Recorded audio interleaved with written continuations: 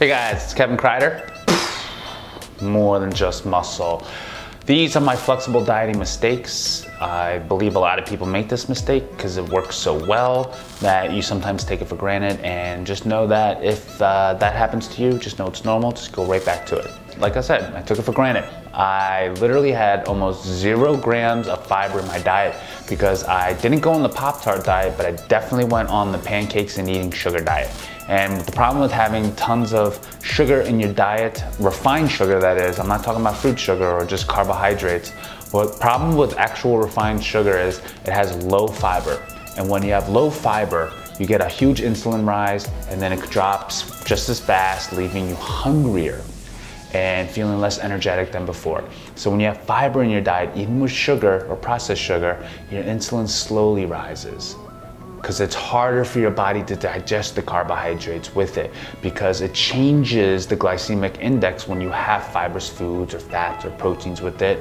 The glycemic index is really based off of just one food group alone eaten. So just carbohydrates, just fats, just proteins, and they based off of your glycemic index based off of that. But they find that when you have fibrous foods, that's what makes fruit so good, is that there's fiber with the fruit and the sugar, that your insulin doesn't rise like that. It goes slow and steady and then levels off or just drops a little bit slower.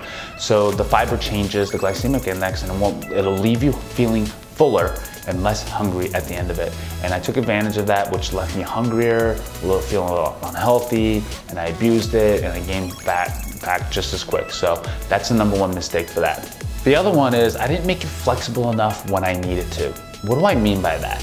So here's the thing with flexible dieting too, guys. It's flexible.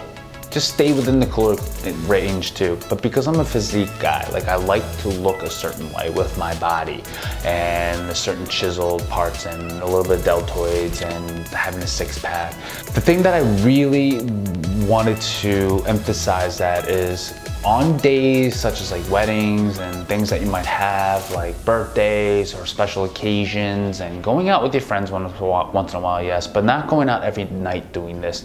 But what I would end up doing is trying to stick exactly to the macronutrient ratios, 40, 30, 30, right? 40 grams, 40% of your dietary intake comes from carbohydrates and fats, and 30% comes from protein. I try to stick with that all the time. Realistically though, going out to restaurants a lot, I would blow it, and I'd feel bad about myself. But the thing is, as long as I stayed within my protein intake and I filled the rest of the macronutrients and calories from the calories, because basically when you count macronutrients, you are counting calories by default, you will end up staying within a caloric intake and you still lose body fat. So basically you can fill up 500 calories worth of protein, and then you can do 1,500 of all fats if you wanted to, or all carbohydrates. It can be more flexible that way. So flexible dieting, I even took it to a different level that way. And when I did that, I found that it was more sustainable for me, especially when I wanted to go out and enjoy myself with friends. So the next mistake I made with flexible dieting is that when I did blow my macronutrient ratios, I would try to make up for it by compensating by doing more work the next day. More compounded movements, more cardio, jump roping, you name it, what have you. And that's the thing, guys, you're always gonna play catch up then. I'm sorry about this. What you might wanna end up doing is doing a thing called macro borrowing. So what you end up doing is, it's like a credit card. You can over withdraw it, and at the times you pay for a penalty. It's body fat. The thing though is you can do what we call macro borrowing, and when you macro borrow or calorie borrow, whatever you want to call it, you can actually just say, oh, I was off my calories and macros by about 500 calories the night before. It just means I'm gonna have about 500 less today. Or you could do 250 calories less today, and then 250 calories less the next day, and then you break even again. So don't beat yourself up by doing more work. Just do a little bit more macro borrowing, but that's just what my strategy is. It worked for me, and it could work for you too. And that's the thing, guys. Just know what your ratios are, know what you can do, what you can't get away with. If you're one of those people that like to just borrow calories and then never return it the next day or the following day and over a week, then that might not be for you. So just know yourself too, and know what your limits are and what your trade-offs are too. I mean, I don't drink anymore, but this is a mistake that other people do. They don't account alcohol for their macronutrients. Alcohol is a macronutrient. It's actually its own separate macronutrient. It's 7 calories per 1 gram of alcohol.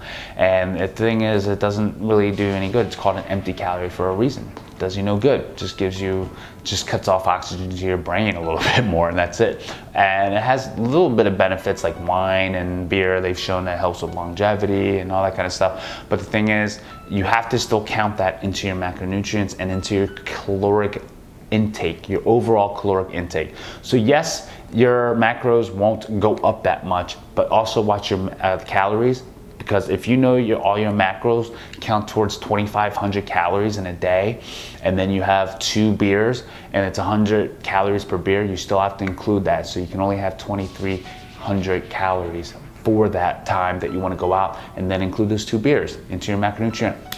Boom. You still lose body fat, you still get to enjoy going out with your friends. You don't have to, you can enjoy a beer or two when you really enjoy it, or a drink or two, and not feel guilty. And that's the mistake that sometimes people don't make, is they don't include that in there as well. Guys, I hope you enjoyed this video. I hope it brought you a lot of value. If it did, subscribe to my YouTube channel. And if it did even further, you can even take one of my body design courses. It's a muscle and strength program to actively be able to follow a program step by step to get you to where you want to be with your physique, your body, your fat loss goals, and your mind as well too. I put some of that in there as well. And it's just a faster way to do it, and it actually guides you step by step how to do it. And I'm getting lots of feedback and people taking the courses and getting good results, excellent results even, and you can be one of them too. So please subscribe to my YouTube channel, and I'll see you guys next week.